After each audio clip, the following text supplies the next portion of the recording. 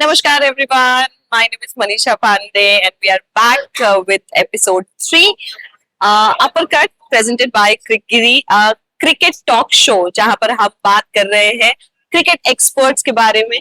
तो आज हमारे साथ हैं cricket expert mister Aman and a very famous commentator also. हमारे साथ हमारे स्पेशल गेस्ट हैं आज मिस्टर मनोज माकर जी जो कि जनरल सेक्रेटरी है जीसीए के। और हमारे साथ हैं अमित गोयल जी फाउंडर एंड सीईओ ऑफ क्रिकगिरी। तो आज कुछ बात खास होने वाली है क्योंकि बताना चाहूंगी कि मिस्टर माकर एक्स रणजी प्लेयर भी रह चुके हैं। तो शुरुआत सर आपसे ही करेंगे कि इस साल हमने देखा कि आईपीएल में बहुत सारे यूपी के क्रिकेटर्स का सिलेक्शन हुआ है, उसमें खेल रहे हैं यूपी के क्रिकेटर्स। तो आपको क्या लगता है कि यूपी का जो क्रिकेट है, क्योंकि गाजियाबाद में भी काफी आईपीएल के ही क्रिकेटर्स आए हैं जो हमारे यंग प्लेयर्स के साथ खेल रहे हैं इस लीग में, तो आपको क्या लगता है कि यूपी का क्रिकेट किस दिशा में जा रहा है? क्योंकि एक तो यूपी एक बहुत बड़ा स्टेट है और यहाँ पर क्रिकेट जैसे इंडिया में एक तरह से क्रिकेट सब पूजा जाता है, अक्सर लोग पूजा, ऐसे यूपी में भी सब लोग क्रिकेट बहुत इतनी क्रिकेट होती है, इसीलिए हमारे यहाँ से यूपी से ज्यादा बच्चे भी निकलते हैं। और सबसे बड़ी चीज है कि हमारा जो यूपी का जो हमारा सेटअप है, जो जूनियर से हम ऊपर तक जाते हैं, जैसे हमारा अंडर 16 अंडर 19 हमारा डिस्ट्रिक्ट लेवल से स्टार्ट होता है। हमारे ट्रायल्स होते हैं डिस्ट्रिक्ट में, इंटर डिस्ट्रिक्ट के में कम से कम एक डिस्ट्रिक्ट में 12-12 टीमें बनती हैं, उनके हम आपस में मैच कराते हैं। उसके बाद फिर जोन टीम बनती है, फिर स्टेट के लिए जोन सिलेक्टर आते हैं स्टेट के और वो सिलेक्ट करके कानपुर जाते हैं। तो हमारा प्रोसीजर इतना, और ये हर एज ग्रुप के लिए 16, 19, 23 सबका हमारा। तो इसलिए यूपी का जो बच्चा बहुत कम जो भी अच्छा बच्चा है वो सामने आता है। और क्योंकि इतना बड़ा स्टेट है यहाँ पर यूपी के लिए, इसीलिए आईपीएल में ज्यादा खेलते हैं और हमारे दूसरी स्टेटों से भी बच्चे खेलते हैं।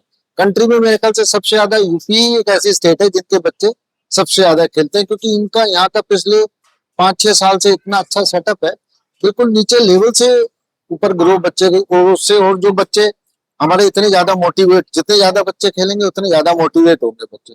तो क्रिकेट का एक तरह से हमारा धर्म की तरह पूजा जाता है पूरे इंडिया में, पर यूपी चूंकि सबसे बड़ा है इसीलिए हमारे बच्चे भी ज्यादा निकलते हैं। जब इस लीग की प्लानिंग हो रही थी, गाजियाबाद प्रीमियर लीग की, इसे ऑर्गेनाइज जीसीए ने किया है, तो जब इस लीग की प्लानिंग हो रही थी, सभी मेंबर्स प्लान कर रहे थे, तो इसके पीछे क्या एक एजेंडा के साथ इस लीग को प्लान किया गया? इसके पीछे सिर्फ यही एजेंडा है कि हाँ, गाजियाबाद डिस्ट्रिक्ट के जो बच्चे जिनको पूरा प्रॉपर मौका नहीं मिलता है या वो स्किप कर जाते हैं फाइनल ट्रायल तक जाने के, एक हमने ये प्लेटफॉर्म एक तैयार कर रहे हैं। कोशिश है हमारी पहली, इसलिए कि हम आगे भी ये रेगुलर करेंगे कि हमारा बच्चा कोई भी हो, जो बच्चा जिसको कहीं चांस नहीं मिलता तो यहाँ पर ये वो चांस है, 8 मौका टीमें है। बनेंगी तो यहाँ कम से कम 150 बच्चे और आएंगे। तो इसमें कुछ बच्चे, मतलब हमारे यहाँ जितनी भी इतनी प्रतिभा है यूपी में, पूरे एनसीआर में, तो हमारा बच्चा कोई छूटता भी है तो इससे हमारा कवर होता है। और अगर हमारे 150 बच्चे इसमें 8 टीमों में आ रहे तो आप समझिए कि कम से कम 1500 बच्चे मोटिवेट हो रहे हैं अगले सीजन के लिए। तो हमारा यही एक है कि हमारा एक चैन बन जाए, इस चैन का हिस्सा भी हो यूपी में। जैसे यूपी अपने आप कराती है स्टेट में, तो उसमें डिस्ट्रिक्ट भी पार्टिसिपेट करे। हमारा यही रीजन है करने का, क्योंकि सब डिस्ट्रिक्ट में हो रहा, हम पहली बार करा रहे हैं और हमारा ये कोशिश रहेगी कि हर बार इसका स्तर और ऊपर। तो अमन, मेरा एक पॉइंट है इसमें, सर से एक्चुअली कंटिन्यू करना चाहता हूँ। यस, तो सर ने बोला एक पूरा एक प्रोसेस जो है यूपी स्टेट का, जो सिलेक्शन प्रोसेस है वो क्या प्रोसेस है। इसमें मेरा जो मानना है सबसे इम्पोर्टेंट पॉइंट इसके अंदर दो हैं। एक तो जो सिलेक्शन क्राइटेरिया है जो डिस्ट्रिक्ट लेवल से स्टार्ट होता है वो कितना क्लीन है, कि हमारे बच्चे जो, एक से फनल है एक्चुअली, आपने फनल में ऊपर से निकाला और नीचे से निकाला। दूसरा पॉइंट इसका जो है, मेरे को लगता है कि जो हमारे बीसीसीआई के चेयरमैन राजेश शुक्ला जी, या जो स्टेट्स के हमारे सेक्रेटरीज हैं, या क्रिकेट एसोसिएशन के जो हमारे ऑफिशियल्स हैं, ये सब उनका एक ऊपर से नीचे का विजन है जो नीचे जा रहा है। और नीचे से सिलेक्शन जो है वो क्लीन होकर यदि ऊपर जा रहा है, यदि हम डिस्ट्रिक्ट ग्राउंड लेवल पर ही, यदि हम फर्स्ट लेवल पर भी यदि हम लोग क्रीम नहीं ऊपर भेजेंगे, तो ऊपर यदि नहीं जाएगा तो वो जो आउटपुट निकल रहा है, जो आज विजिबल है सब जगह की, आईपीएल में, रेलवेज में, या यूपी स्टेट्स में जो अच्छे बच्चे निकल रहे हैं, जो खेल रहे हैं, उसका सबसे बड़ा रीजन मैं यही मानता हूँ कि डिस्ट्रिक्ट लेवल से जो इनिशिएटिव लिया गया, जो विजन ऊपर से आया वो डिस्ट्रिक्ट लेवल से स्टार्ट हुआ, और यहाँ से जो बच्चे निकल के ऊपर जा रहे हैं तो फनल से जो बच्चे निकल रहे हैं वो बहुत ही क्रीम और क्लीन सिलेक्शन के थ्रू आ रहे हैं, तो इसलिए वो टैलेंट बाहर। और दूसरा जो सर बोल रहे हैं कि डिस्ट्रिक्ट लेवल पर जो सिलेक्शन क्राइटेरिया है, जो स्टेट लेवल के बच्चों के लिए क्राइटेरिया है, वो एक अलग है, उसमें सारे बच्चे नहीं पार्टिसिपेट कर पाते। तो इसलिए ये बहुत अच्छा इनिशिएटिव है जिससे कि हमने ये गाजियाबाद क्रिकेट एसोसिएशन ने स्टार्ट किया, जीपीएल इतने बड़े मंच बच्चों को दिया, बहुत सारी टेक्नोलॉजीज उसमें हमने यूटिलाइज करी, स्ट्रीमिंग आ रही है, बच्चों को वही प्लेटफॉर्म मिल रहा है जो उनको ऊपर जाने के लिए या आईपीएल में मिलता है। तो जो बच्चे तैयार हो रहे हैं उनको ऑलरेडी हम लोग वो विजन दे रहे हैं, वो स्टेट का वो माहौल दे रहे हैं जिससे बच्चे और ग्रो कर रहे हैं और मोटिवेट हो रहे हैं। जो सर ने बोला कि 50 बच्चे खेल रहे हैं तो 500 मोटिवेट भी हो रहे हैं। अब ये 50 बच्चे ऊपर जाएंगे फनल से तो बाकी के 500 के नीचे निकलते हैं। तो मेरे को लगता है कि अभी तो 50 खेल रहे हैं, तो मुझे लगता है कि आगे आने वाले 3 साल में या 5 साल में जो हमारा कंट्रीब्यूशन होगा यूपी का वो बहुत बड़ा रहेगा। नाइस। मिस्टर अमन, गाजियाबाद प्रीमियर लीग के आज हम डे 2 में है, थर्ड मैच अभी चल रहा है। ऑडियंस फुटबॉल बहुत अच्छा है जो हमें देखने ग्राउंड में मिल रहा है, मैचेस बड़े कमाल के जा रहे हैं, तो आप क्या कहना चाहेंगे इसके बारे में? या मिस्टर माकर हमारे बीच में है, क्रिकेट एक्सपर्ट, इनसे क्या सवाल है आपका? Definitely, this is an outstanding platform for the youngsters to rub shoulders with the cricketing greats. जैसा कि हमने कल के दिन देखा कि समीर रिजवी उतरे थे मैदान पर, Right. उनसे बहुत सारी चीजें सीखने को मिलती है यंगस्टर्स को, और युवाओं को यही चाहिए, एक अच्छा प्लेटफॉर्म चाहिए, और गाजियाबाद क्रिकेट एसोसिएशन वो प्लेटफॉर्म लेकर आया है।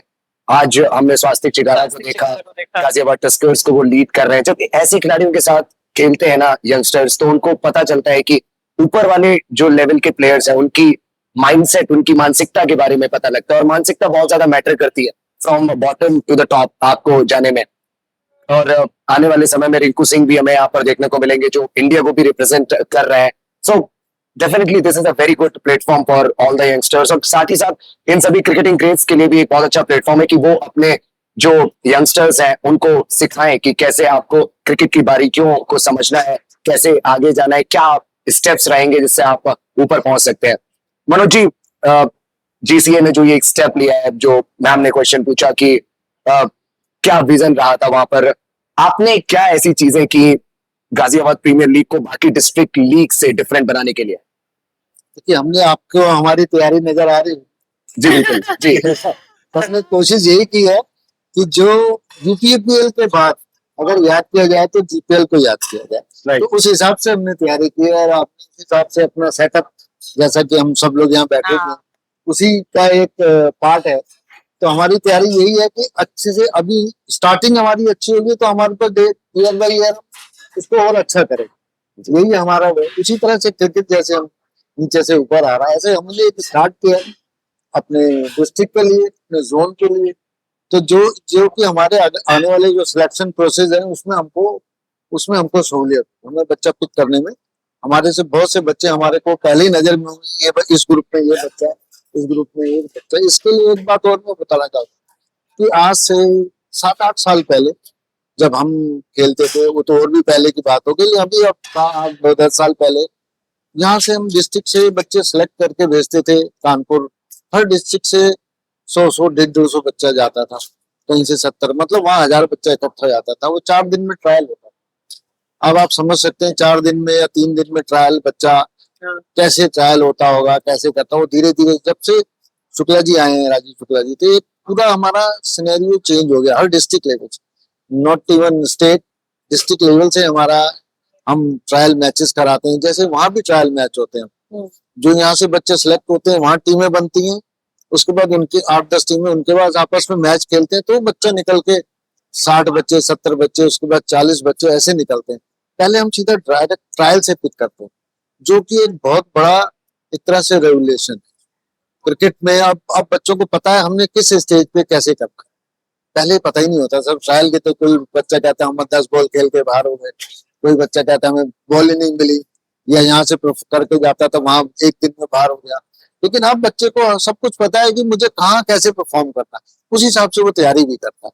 तो यही एक सिर्फ क्रिकेट के फील्ड में नहीं, किसी भी फील्ड में जाएंगे, अगर आप नीचे लेवल से आपको पता है आपको कैसे ग्रो करना है, कैसे पार्टिसिपेट करना है, तो एक बहुत बड़ा एक तरह से उसको आइडिया होता है। पहले कुछ बच्चों को पता नहीं होता था, लेकिन अब हर बच्चे को फोकस है इसमें कि मेरे को कहाँ खेलना है, किस लेवल पे का ट्रायल है, कैसे परफॉर्म करना है। ये बहुत बड़ी चीज।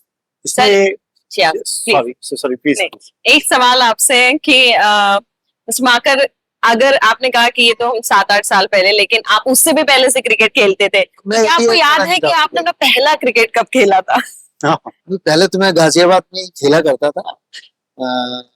यहाँ पर नेहरू युवा केंद्र है, एक हिंट 11 टीम बनती थी, तो हम लोग तब सिर्फ मिट्टी पे खेलते थे, समझ लो टूर्नामेंट ऐसे। याद है, पथरीली मिट्टी भी होती तो है। ये कब की बात होगी, कौन ये सी ईयर मैं की? 78-80 की बात कर रहा हूँ।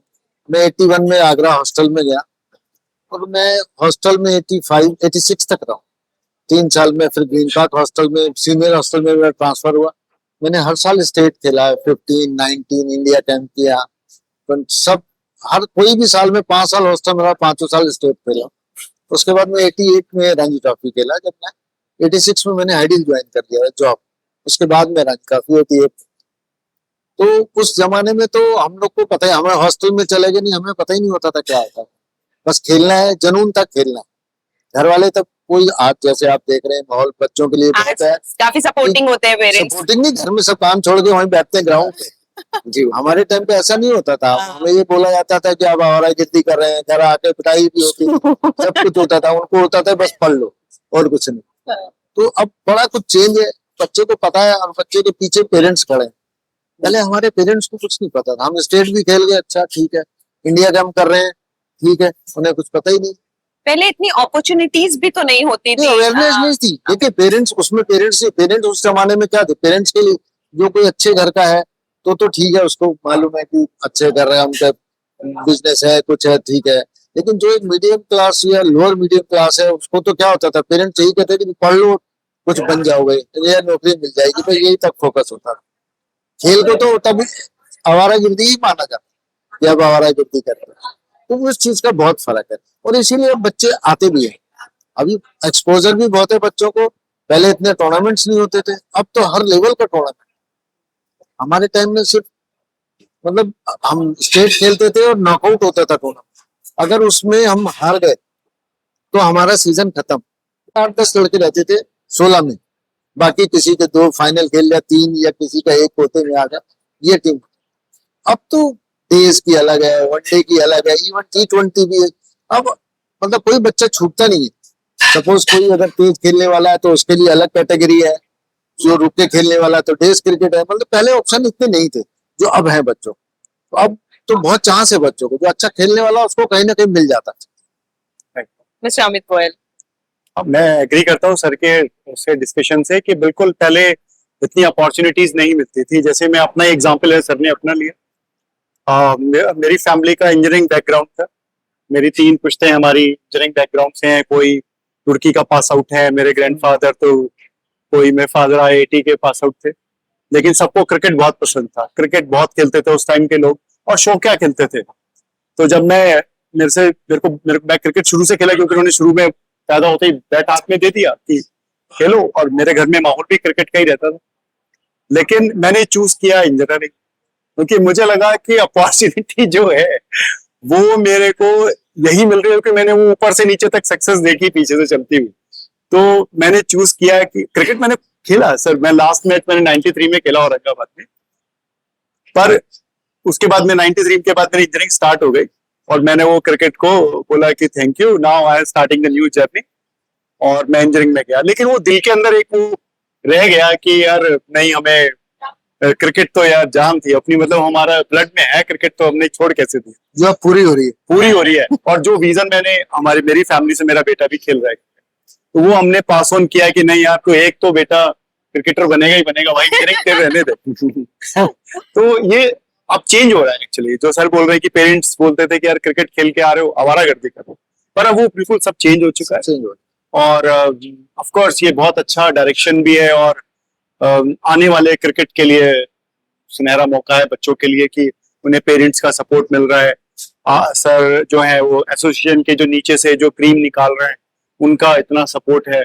ऊपर जो हमारे जो चेयरमैन सर हैं शुक्ला जी, उनका विजन ऐसे हैं कि अब बच्चे यूपी के अच्छा कर रहे हैं और IPL में बड़ा कंट्रीब्यूट करने वाले।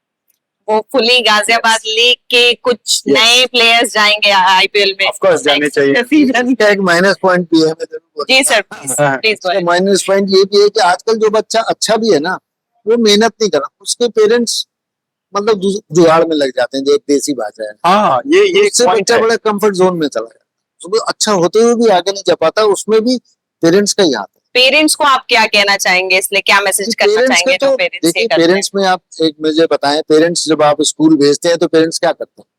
पढ़ो। नहीं, आपने एडमिशन करा दिया, हाँ। आपने स्कूल का जो स्कूल बैग दिया, वो रिक्शे से बस से गया, तो क्या फॉलो करते हैं उनको कि टीचर कैसे कर रहा है, वो उसके नंबर बढ़ा दें जी, ये कर दे, वो नहीं करते ना। नहीं करते। तो वो जो पढ़ता है तो क्या आप उसको एटमोस्फेयर देते हैं ना पढ़ाई का। तो ऐसे क्रिकेट है, क्रिकेट आप भेज रहे हैं, आप उसको बच्चे को आपने हर फैसिलिटीज दी जो बच्चा एक बार ही देखता है, आपने सब कुछ दिया, उसके बाद फिर उसको खेलने देना। उसको आप क्यों एहसास कराते हैं कि मैं पीछे हूं, मैं यहाँ बात कर लूं, इधर से सोर्स लगा लूं, क्यों? उसको खेलने दीजिए, तो वो कंफर्ट जोन में जाता है, अच्छा होते हुए भी वो डिपेंडेंट। ये एक बहुत बड़ा माइनस। पेरेंट्स को मैं यही कहना चाहूंगा कि वो उसकी नेसेसिटी है वो आपने पूरी कर दी, उसके पास आपका काम खत्म। आप बच्चे को आप सिर्फ मोटिवेट करिए और वो मेहनत करेगा, सामने देखेगा लोग अच्छे खेल रहे हैं, उनसे मोटिवेट होगा, उसके दिल में होगा मैं ये करूं। अब उसके दिल में ये है, यार पापा वहां बात कर देंगे, वहां फोन कर देंगे, तो क्या मेहनत करेगा? ये सबसे बड़ा माइनस पॉइंट है आज के टाइम, बिल्कुल। जो मैं फील करता हूँ। और ये मतलब आप समझिए, अगर 10 बच्चे खेलने वाले होते हैं, उसमें 4 या 3 खेल पाते हैं, 7 खेल नहीं पाते, सिर्फ इसी वजह से। टैलेंट होते हुए भी नहीं खेल, क्योंकि वो कंफर्ट जोन। और एक स्टेज आज के टाइम पे देखिए, एक बात और भी, हमारे टाइम पे हम 19-15 खेल लेते जूनियर, हमको जॉब मिल गई। आज के टाइम में रणजी ट्रॉफी अगर खाली जॉब के लिए खेलेंगे तो एक रेलवे ऐसी है जो रणजी ट्रॉफी प्लेयर को 4th क्लास जॉब मिलता है। तो मतलब आजकल इजी नहीं है। जो मीडियम क्लास का बच्चा है, अगर वो सपोज पढ़ाई में अच्छा है, वो खेल में चला गया, तो और वो उसको लगा, पढ़ाई छोड़ी उसने, खेल में भी अगर एक आध साल स्टेट भी खेल गया, तो कोई नहीं पूछ रहा। आज आप रणजी ट्रॉफी खेल के ये जानते हैं अच्छी तरीके से, रणजी ट्रॉफी खेल के आप एक सीजन में बाहर आ जाओ, कोई पहचानेगा भी नहीं आप। वहीं आपको कोई कहीं जॉब तो छोड़ दो, कुछ नहीं मिलेगा। तो बच्चा पढ़ाई से भी जाता है और खेल से भी जाता है। मेरा सिर्फ यही है कि उनको, बच्चों को आप ज्यादा से ज्यादा फैसिलिटीज दे रहे हैं, सारे कुछ प्रोवाइड कर रहे हैं, उसके बाद पेरेंट्स का कोई काम नहीं होना चाहिए।